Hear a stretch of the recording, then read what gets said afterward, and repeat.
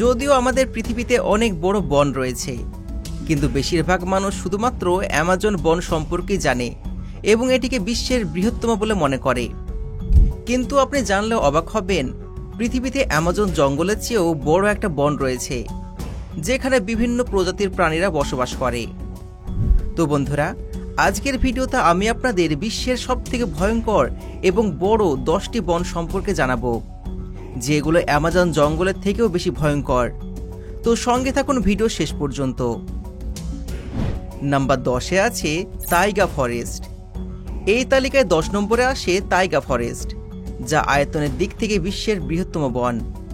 এটি Europe, Asia এবং উত্তর আমেরিকা পর্যন্ত বিস্তীর্ণ, যদিও এর একটা বিশাল অংশ উত্তর মেরুর অন্তর্গত। আর এই অঞ্চল সারা বছর বরফের পুরো চাদরে জমা থাকে। এর আয়তন 17 মিলিয়ন বর্গ কিলোমিটার, যা পৃথিবীর স্থলভাগের প্রায় 11.5%। রীতি অনুযায়ী এখানে বিভিন্ন গাছপালা জন্মায়। এই তুষারময় এলাকায় বন্যপ্রাণী, বিশেষ করে ভাল্লুক বেশি দেখতে পাওয়া যায়।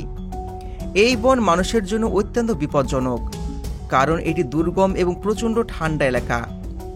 এখানে গাছপালা খুবই কম জন্মায়, তাই মাটির পুষ্টি উপাদানও কম। এই বনটি কিছু নদী, লেক ও ঝর্ণার উৎপত্তিস্থল, যা কানাডার বিশুদ্ধ পানি সরবরাহ করতে সাহায্য করে। এখানে কিছু বিরল প্রজাতির প্রাণী যেমন বিড়াল, নেকড়ে এবং বন্য মানব প্রজাতি দেখতে পাওয়া যায়, যারা মানুষের সংস্পর্শ এড়িয়ে চলে। তবে যদি কোনো মানুষ তাদের এলাকায় প্রবেশ করে, তবে তারা আক্রমণ করতে পারে। Number 9, Amazon rain forest. Amazon বনকে পৃথিবীর ফুসফুস বলা হয়, কারণ এটি প্রচুর পরিমাণে অক্সিজেন উৎপাদন করে।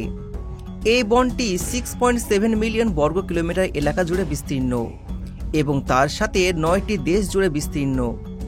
এটি অত্যন্ত ঘন ও জীব বৈচিত্র্যে সমৃদ্ধ, যেখানে কিছু কিছু এলাকায় সূর্যের আলো পর্যন্ত মাটিতে পৌঁছতে পারে না। এই বনে নদী, লেক ও পুকুরের অভাব নেই, যা এখানকার বৈচিত্র্যকে আরও সমৃদ্ধ করেছে। অন্যদিকে অ্যামাজন বন অনেক বিরল প্রজাতির প্রাণী, পাখি এবং পোকামাকড়ের আবাসস্থল। এখানে বিভিন্ন ধরনের ভেষজ উদ্ভিদ জন্মায়, যা ঔষধ তৈরি করতে ব্যবহৃত হয়। এছাড়া অ্যামাজনের ঘন জঙ্গলে বহু আদিবাসী সম্প্রদায় বসবাস করে, যা বহির্বিশ্ব থেকে সম্পূর্ণ বিচ্ছিন্ন। তারা বহিরাগতদের শত্রু বলে মনে করে এবং তাদের সাথে যোগাযোগ এড়িয়ে চলে। এই বন প্রকৃতি প্রেমীদের কাছে স্বর্গের চেয়ে কিছু কম নয়, কিন্তু এই বনে প্রতি পদে পদে বিপদ লুকিয়ে আছে। এই কারণে অ্যামাজনের কিছু এলাকায় সাধারণ মানুষের প্রবেশ নিষিদ্ধ। এটা এমন একটা বন যেন ভিন্ন জগৎ, যার রহস্য আজ পর্যন্ত টেকনোলজির সাহায্যে সমাধান করা সম্ভব হয়ে ওঠেনি। Number 8, Congo rain forest. Congo rain forest অ্যামাজনের পরে বিশ্বের দ্বিতীয় বৃহত্তম রেন ফরেস্ট, যা 23,000 বর্গ কিলোমিটার এলাকা জুড়ে বিস্তীর্ণ। এই বনে 10,000-এর বেশি প্রজাতির গাছ রয়েছে। তার সাথে এখানে 10,000-এর বেশি প্রজাতির প্রাণীরা বসবাস করে। এটি ফরেস্ট গরিলাদের স্থায়ী আবাস, যেখানে শিম্পাঞ্জি, কালো বানর এবং লাল বানর দেখতে পাওয়া যায়। বছরের বেশিরভাগ সময় এখানে বৃষ্টি হয়, এর ফলে বনটি অত্যন্ত সবুজ এবং আর্দ্র। এই বন দিয়ে আফ্রিকার দ্বিতীয় বৃহত্তম নদী কঙ্গো নদী প্রবাহিত হয়েছে, যার দৈর্ঘ্য 4,700 কিলোমিটার। এই বনের কিছু এলাকায় আদিবাসী সম্প্রদায়ের মানুষ বসবাস করেন। তার সাথে এত ঘন জঙ্গলের কারণে মানুষের চলাচল বিপজ্জনক বলে মনে করা হয়। কঙ্গো বনাঞ্চলে মোট 5টি জাতীয় উদ্যান রয়েছে, যা বিশ্বের ঐতিহ্য হিসাবে সংরক্ষিত। এই বনের কিছু এলাকায় গাছপালায় এতটাই ঘন যে সূর্যের আলো মাটিতে পর্যন্ত পৌঁছতে পারে না। এই সমস্ত এলাকায় বিষাক্ত সাপ, কীটপতঙ্গ ও বিপজ্জনক মাকড়সা বসবাস করে, যা এখানে মানুষের বসবাসকে আরও কঠিন করে তোলে। এই বন প্রাণী এবং উদ্ভিদের বিকাশের জন্য আদর্শ পরিবেশ, কিন্তু মানুষের জন্য মোটেও নিরাপদ নয়। এই কারণে এখানে মানুষের নিখোঁজ বা প্রাণ হারানোর ঝুঁকি থেকেই থাকে। Number 7, tropical rain forest, China. চীনের এই ট্রপিক্যাল রেন ফরেস্ট 19,223 বর্গ কিলোমিটার এলাকা জুড়ে বিস্তীর্ণ। এখানে অনেক বিরল প্রজাতির গাছপালা এবং প্রাণীরা বসবাস করে। এখানে এমন কিছু প্রাণী দেখতে পাওয়া যায় যেগুলো হয়তো পৃথিবীতে আগে কখনো দেখতে পাওয়া যায়নি। এই বনটির বেশিরভাগ অংশে সারা বছর বৃষ্টিপাত হয়। এর ফলে কিছু অঞ্চল অত্যন্ত মনোরম, আবার কিছু অঞ্চল বিপজ্জনক পানিতে পরিপূর্ণ। এই রেন ফরেস্টে 5,000-এর থেকে বেশি প্রজাতির প্রাণী এবং পাখি বসবাস করে। এখানে ছোট ছোট পুকুর, লেক ও জলপ্রপাত দেখতে পাওয়া যায়। দক্ষিণ এশিয়ার ইকোসিস্টেম নিয়ন্ত্রণে এটি অত্যন্ত গুরুত্বপূর্ণ ভূমিকা পালন করে।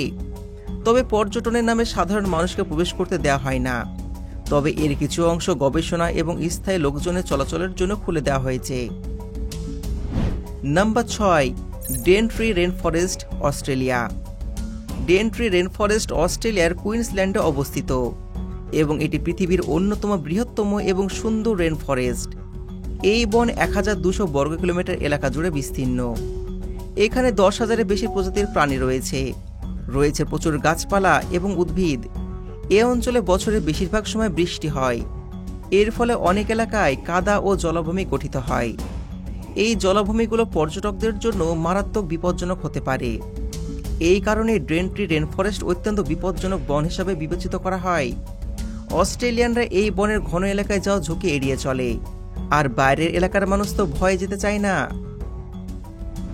Number 5, কিনাবালু national park, Malaysia. কিনাবালু national park মালয়েশিয়াতে অবস্থিত এবং এটি 754 বর্গ কিলোমিটার এলাকা জুড়ে বিস্তীর্ণ। ইউনেস্কোর স্বীকৃত বিশ্বের ঐতিহ্য হিসাবে সংরক্ষিত করা হয়েছে এটিকে। এই পার্কের বেশিরভাগ অংশ উঁচু পাহাড় এবং পর্বতমালায় আবৃত। এখানে 5,000-এরও বেশি প্রজাতির গাছপালা পাওয়া যায়। তবে দিনের বেলা যতটা সুন্দর দেখতে পাওয়া যায়, রাত্রেবেলায় এটি আরও বিপজ্জনক হয়ে ওঠে। নাম্বার 4, ক্লাউড ফরেস্ট, দক্ষিণ আমেরিকা। ক্লাউড ফরেস্ট বিশ্বের অন্যতম বিপজ্জনক বন হিসাবে বিবেচিত হয়। এটি 192 বর্গমিটার এলাকা জুড়ে বিস্তীর্ণ। যদিও এটির আয়তন অন্যান্য বনের তুলনায় ছোট, তবুও এটি বছরের বেশিরভাগ সময় মেঘে ঢাকা থাকে।